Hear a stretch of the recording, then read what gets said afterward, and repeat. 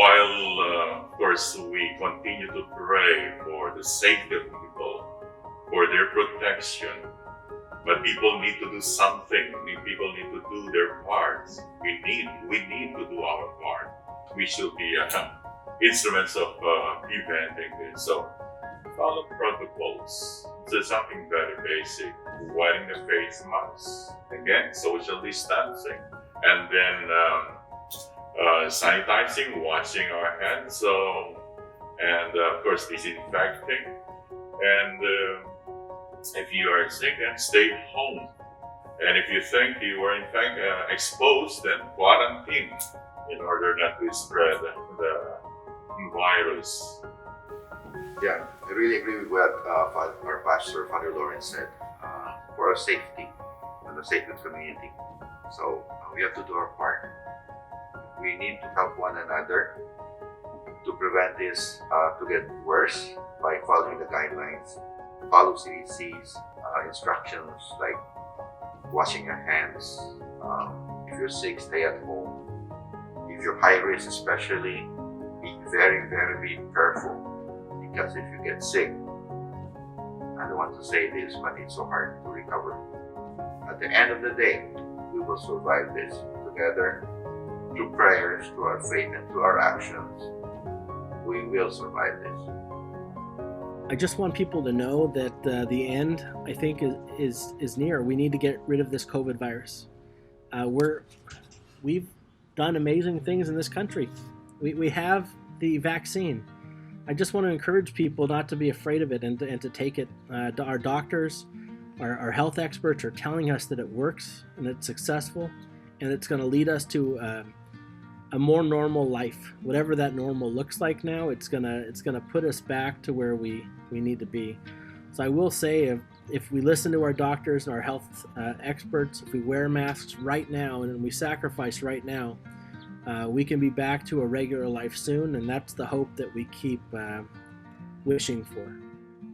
I stay motivated by knowing that there's an end date, or there's an end in sight. We have vaccines coming, and I know that it won't always be like this. And I think when people get depressed, sometimes they feel like they're stuck. And I know that we're not stuck. There's things that we can do to solve this problem, to stay healthy, and then also in the future create a level of immunity that's going to make our community safer. There obviously is a distrust that exists amongst the Black and brown communities, Native American communities, because of the history in this country. But I am somewhat encouraged by the fact that even though there is a population of folks who claim they'll never be inoculated or vaccinated, I think a large proportion of them are just scared. They are worried about the side effects. Obviously, there's folks who will never get vaccinated, and I understand that. But a large percentage of those folks who are somewhat reticent about getting vaccinated is just out of fear, and they kind of want to see, what happens first before agreeing themselves to be inoculated. And so I think that we have a large percent of the population who are ready and willing to get vaccinated on day one.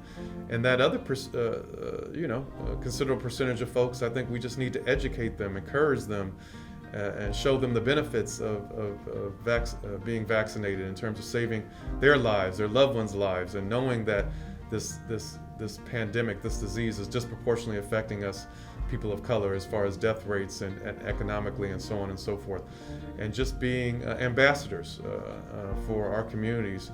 But yes, I completely understand. And I think it's just a matter of acknowledging that fear, acknowledging those concerns, but then showing folks the empirical data that's out there that convinces me, at least, that this vaccine is super safe and clearly super effective. We're still recommending that people use the mask after the vaccine. There's still a 5% chance of contracting the disease, and we don't want to overwhelm our hospital systems. So it's very important to keep everyone safe even after the vaccination. Fortunately, COVID-19 has uncovered what we already knew in medicine, was that healthcare disparities do exist across racial and ethnic communities, and they're the ones suffering disproportionately from the COVID-19 pandemic. And there's many reasons for that. But what it's led us to believe is that this is a moment that's a call to action for those in government, those in education, those in law enforcement, and definitely in the healthcare industry, to rebuild and make the system more equitable for all those that we serve in our society, so we never see something like this again.